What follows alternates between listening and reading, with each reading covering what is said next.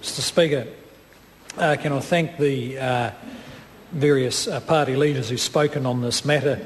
There are, of course, a lot of questions that taxpayers will want answered, and I'm sure in due course those questions will all be answered one way or another.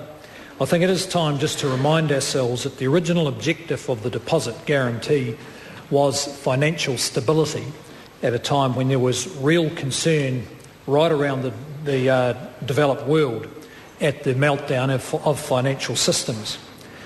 Secondly, that compared to almost every other jurisdiction except for Canada and Australia, our position coming through that threat to financial stability is remarkably good.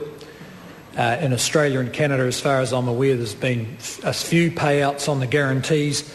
In every other country there has been billions of dollars, and if I can draw attention to Ireland, an economy of somewhat similar size, while we're debating a cost somewhere between 300 to 600 million on this scheme, they are debating the recent injection of 26 billion euros into their main bank, which they've now decided they will wind down. The second point, other point I'd make, Mr Speaker, is to remind ourselves that the guarantee covered depositors, not the company. The company has not been bailed out. Actually, the company has failed.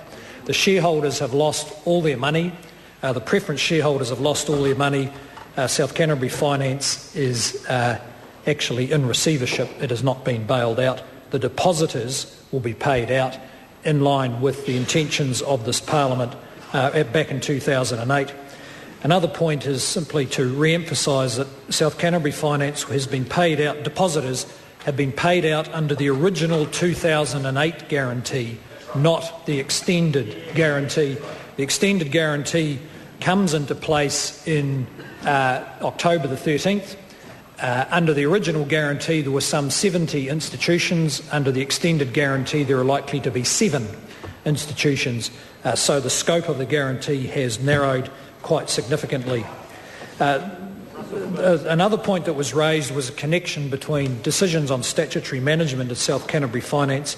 Those decisions were made by the government quite separately from one another, as they should be.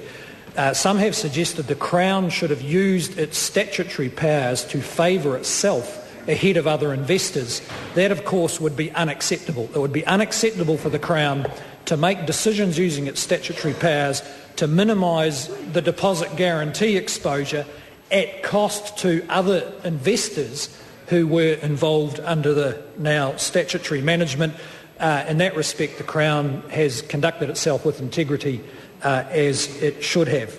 Mr Speaker, this guarantee has fulfilled the original objective set for it of financial stability.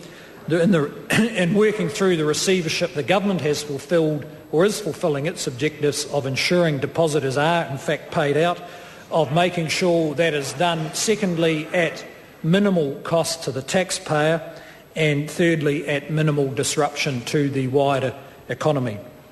So, Mr Speaker, of course we hope this would never happen again. We hope that a global financial crisis would never happen again. I think in many respects we should be grateful that that by and large our financial system remained stable and that the Parliament is pressing ahead on pretty much a bipartisan basis at re-regulating our financial sector to ensure that the chances of this happening again are minimal. The Right Honourable Prime Minister. Mr Speaker, I seek leave to move a motion without notice relating